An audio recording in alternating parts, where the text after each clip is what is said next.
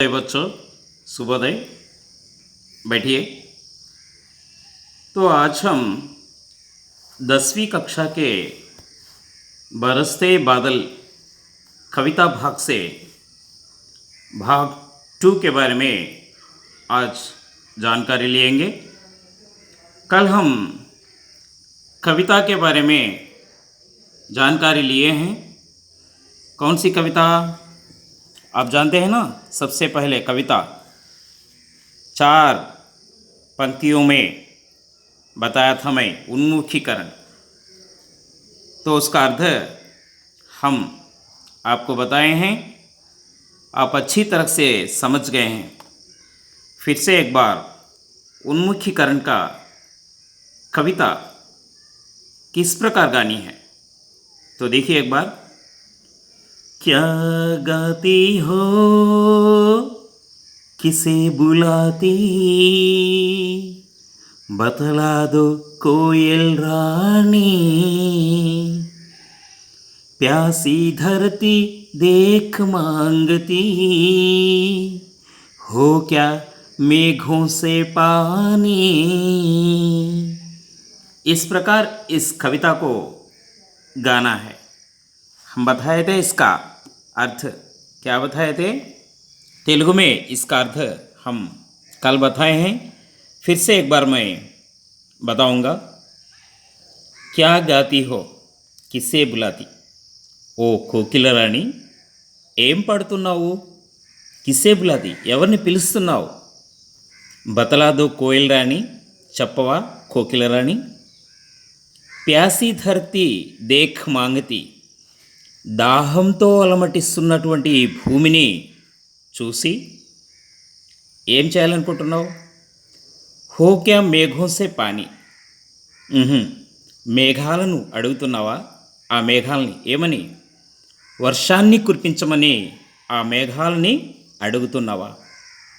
అర్థమైందా పిల్లలు. ఈ 4 లైన్ల యొక్క ఉన్ముఖీకరణ యొక్క తెలుగు అర్థాన్ని స్పష్టంగా మరలా ఒకసారి చెప్తాను. ఓ కోకిల రాణి ఏం పాడుతున్నావు, ఎవరిని పిలుస్తున్నావు, దాహంతో అలమటిస్తున్న ఈ భూమిని చూసి వర్షాన్ని కురిపించమని ఆ మేఘాలను అడుగుతున్నావా.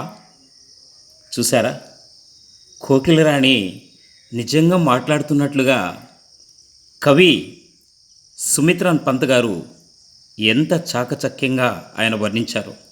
ఇది నిన్న మనం చెప్పుకున్నాం. ఈరోజు మనం భాగ్ 2 విషయానికి వెళ్తే ఇందులో భాగ్ 2 ఏముంది, ఉద్దేశ్య ఉంది. సో ఉద్దేశ్య చూడండి, నిదానంగా ఒకసారి చదువుతాం. उद्देश्य प्रकृति के प्रति काव्य रचनाओं के प्रोत्साहन के साथ साथ सौंदर्य बोध कराना, मनोरंजन की भावना जगाना और प्रकृति संरक्षण के लिए प्रेरित करना इसका ఉద్దేశ్య है. పిల్లలు మీకు అర్థమైందా.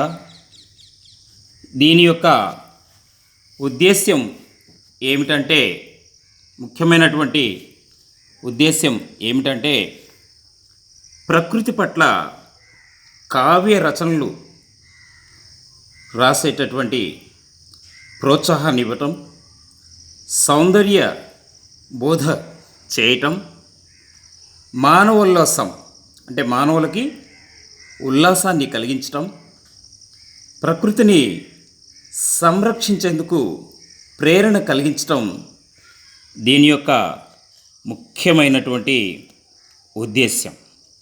కాబట్టి ఉద్దేశ్యం మీకు అర్థమైందా.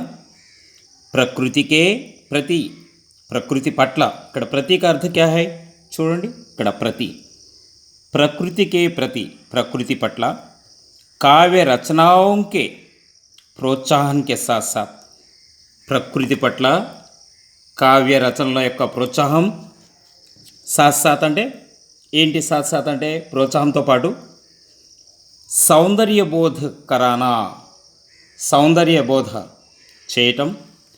మనోరంజన్, మనోరంజన్ అంటే మానవ ఉల్లాసం కలిగించటం. మనోరంజన్ की भावना जगाना అంటే వారిలో మేల్కొల్పటం. और संरक्षण के लिए प्रेरित करना इसका उद्देश्य है. సంరక్షించటం దీని యొక్క ప్రముఖమైనటువంటి ఉద్దేశం. కాబట్టి మనం ఇప్పుడు బరస్సే బాదల్ పాఠం యొక్క కవిత యొక్క ఉద్దేశాన్ని మనం ఇప్పుడు తెలుసుకున్నాం. తదుపరి భాగం నెక్స్ట్ పార్ట్ 3లో మనం విధా విశేష్ తెలుసుకుందాం. ధన్యవాద్. Thank you.